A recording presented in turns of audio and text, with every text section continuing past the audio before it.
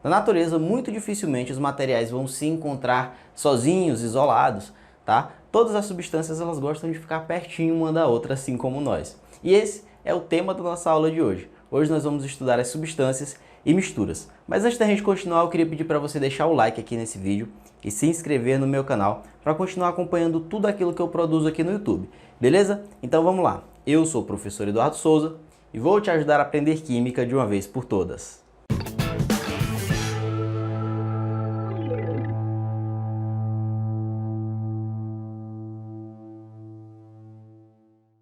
Então, gente, esse é o tema da nossa aula de hoje. Sistemas, substâncias e misturas, certo?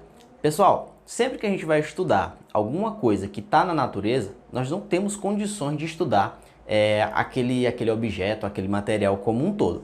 E o que é que os cientistas fazem? O que é que nós, químicos e físicos e biólogos, fazemos? Nós retiramos uma parte daquele universo e estudamos aquela parte do universo de uma forma que ela represente o todo. Essa parte do universo que nós retiramos, nós chamamos de sistema, tá certo? O sistema, ele pode ser homogêneo, tá? Homogêneo. Ou heterogêneo. Heterogêneo. Professor, quando é que o sistema vai ser homogêneo e quando é que ele vai ser heterogêneo? Isso vai depender da quantidade de fases que o sistema possui. Uma fase é uma porção do sistema que apresenta as mesmas características. Então, se o sistema ele apresenta somente uma fase, ele é um sistema homogêneo. Se ele apresenta mais de uma fase, nós podemos dizer que é um sistema heterogêneo, tá bom? Então, imagine que esse aqui seja um sistema heterogêneo, um copinho com água, tá? Um copo com água, você está vendo só água, tá? Você está vendo ali na extensão do recipiente uma continuidade no material, uma continuidade ali naquela substância, tá bom? E um exemplo de um sistema que seja heterogêneo, imagine que eu pegue esse copinho de água, né? E aí eu coloque um pouquinho de areia aqui no fundo, coloco areia, tá? E coloco óleo aqui. O óleo, vocês sabem que ele não se mistura com a água, né? Então, esse sistema, ele vai ser heterogêneo, porque nós conseguimos observar três porções diferentes, tá? Três porções diferentes, três fases diferentes no sistema, tá bom? Então, a gente tem aqui uma descontinuidade, tá? Descontinuidade, tá bom? Outra classificação para os sistemas, que é muito utilizada lá na fisicoquímica, é o sistema ele pode ser aberto, fechado ou isolado. O que é um sistema aberto? Um sistema aberto é um sistema que troca tanto matéria como energia com o ambiente. Professor, e o sistema fechado? Um sistema fechado, ele troca somente energia, tá? Ele não troca matéria com o ambiente. E o sistema isolado, ele não troca nem matéria nem energia. Porém, os sistemas isolados, o sistema perfeitamente isolado, ele é como se fosse uma situação ideal, tá bom? Ele não existe na prática, apesar de nós conseguirmos fazer algumas aproximações. Um exemplo de sistema aberto seria uma fogueira, tá? Uma fogueira está queimando ali, estão acontecendo várias reações químicas e está havendo troca de matéria e também de energia com o ambiente. O exemplo de sistema fechado, um termômetro, tá? O termômetro ele não está trocando matéria com o ambiente, mas quanto mais você aumenta ou diminui a temperatura, ele vai haver ali as variações, as indicações, e ele vai estar trocando somente energia com o ambiente. E um sistema isolado, algo mais próximo de um sistema isolado que a gente pode conseguir é uma garrafa térmica, tá? Quando você coloca ali o café dentro da garrafa térmica e você fecha a garrafa térmica, você não vai estar trocando calor com o ambiente, tá? Você não vai estar trocando energia com o ambiente e nem matéria. Apesar de que essa troca de energia ela acontece, mas de uma forma bem desacelerada, ok? Então, vamos passar agora para a parte das substâncias, tá certo, gente? Vocês sabiam que a gasolina, por mais que nós a utilizemos como um combustível e tenhamos uma ideia mais ou menos da composição ali da gasolina, a gasolina ela não é somente gasolina, tá bom? Ela apresenta ali várias e várias substâncias misturadas, porém, a substância que é predominante ali é o isooctano, que é o principal responsável pela queima do combustível no motor de um carro. Um outro exemplo de substância que eu posso te dar é a água, tá? A água que nós tomamos no nosso dia a dia. A água é um outro tipo de substância, porém, a água que nós tomamos, a água potável, não é somente água, tá bom? Se nós quisermos uma água 100%, nós vamos ter que ir no laboratório e pedir uma água destilada. Essa água destilada, que não apresenta nenhuma outra substância nela, além de água, ela é classificada como uma substância pura, tá bom? Como uma substância pura. E a principal característica das substâncias puras é que elas possuem uma composição fixa, tá bom? Elas possuem apenas um componente, digamos. E outra característica importante é que as substâncias puras, elas possuem propriedades físicas constantes e muito bem determinadas. Professor, que propriedades são essas? Por exemplo, ponto de fusão, ponto de ebulição, a densidade, a solubilidade. Essas propriedades em substâncias puras, elas são muito bem definidas e nós podemos até utilizar essas propriedades para identificar que substância é que nós estamos trabalhando. Tanto que, se nós construirmos uma curva de aquecimento, que nada mais é que um gráfico do tempo pela temperatura de uma substância pura, nós vamos obter mais ou menos esse perfil aqui, tá? Onde, quanto mais eu aumento a temperatura no decorrer do tempo, né, a temperatura vai chegar até certo ponto onde começa a ocorrer a mudança de fase. Nesse ponto aqui em que está acontecendo a mudança de fase, nesse caso a mudança de fase do estado sólido para o estado líquido, que é a temperatura de fusão, não vai haver uma variação de temperatura, tá? Você tem a observação dessas linhas retas no gráfico. Então, você continua aquecendo a substância, ela vai continuar aumentando aqui, agora no estado líquido, né? Continua aumentando a temperatura. Só que quando chega na temperatura de ebulição, a temperatura vai parar de subir, tá? Você vai ter uma temperatura de ebulição que é constante. Então, a partir desse gráfico, eu consigo identificar qual é a substância de que eu estou falando, tá bom?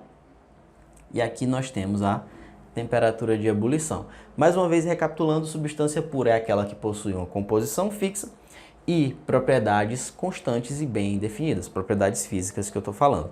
Agora, eu vou apagar esse quadro aqui, você vai tirar um print da sua tela, fazer as suas anotações e já já a gente volta para falar um pouco sobre misturas. Deixa eu sair aqui da frente.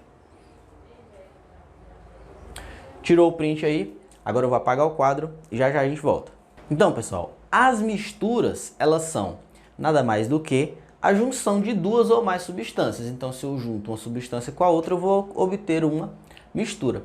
E uma característica principal das misturas é que elas não possuem aquela composição fixa que nós tínhamos lá nas substâncias puras e também elas não vão ter propriedades físicas bem definidas, ok? Então, por exemplo, se nós fizermos uma curva de aquecimento aqui de uma mistura, nós não vamos obter pontos de fusão e de ebulição bem definidos. Esses pontos de fusão e de ebulição, eles vão depender da proporção em que estão as substâncias que estão dentro da mistura, ok? Então a gente vai obter um gráfico mais ou menos assim, em que ao invés de você ter uma temperatura de fusão e uma temperatura de ebulição bem definidas, você vai ter uma faixa, né?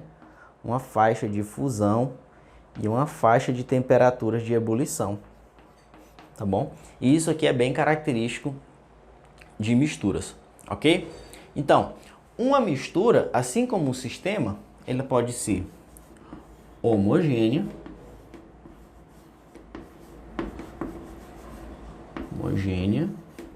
ou heterogênea.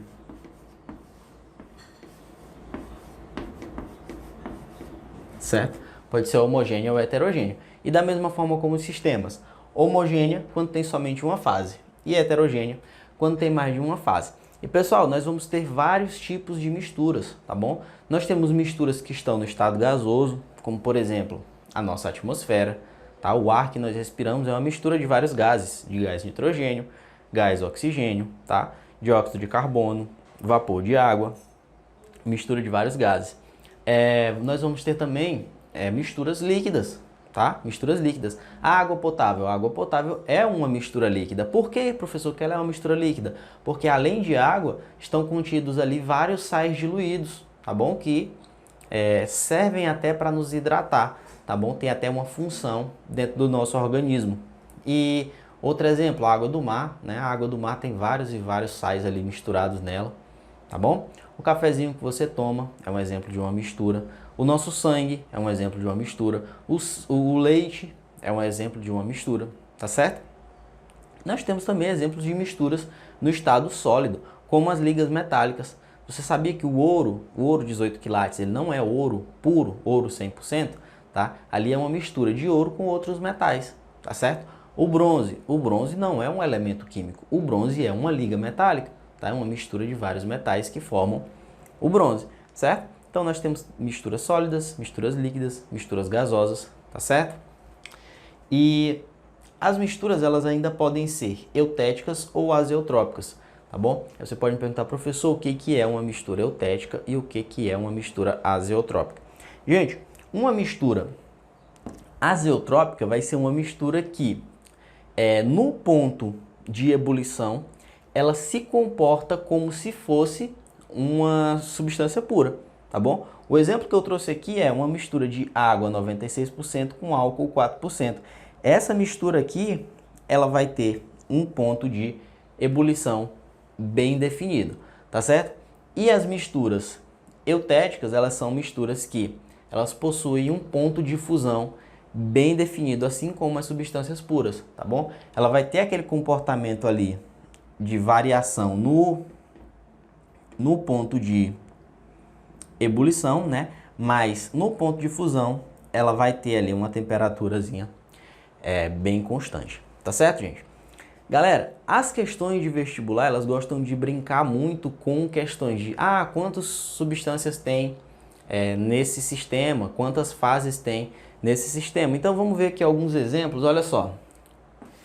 Imagine que eu tenho aqui um sistema, meu recipiente aqui, e aí nesse sistema tem água, tem sal, tá? Tem sal até que você forme corpo de fundo, então você tem sal aqui, tanto sal que o sal não dissolveu completamente. Você tem álcool e você tem óleo. Então eu falei que tem água, tem álcool, tem sal e tem óleo. Então por ter o óleo, nós vamos ter aqui uma outra fase. E aí a questão vai te perguntar, cara, quantas substâncias tem nesse sistema e quantas fases ele tem? Aí você vai, pô, professor, como é que eu faço isso? Quantas substâncias é que tem?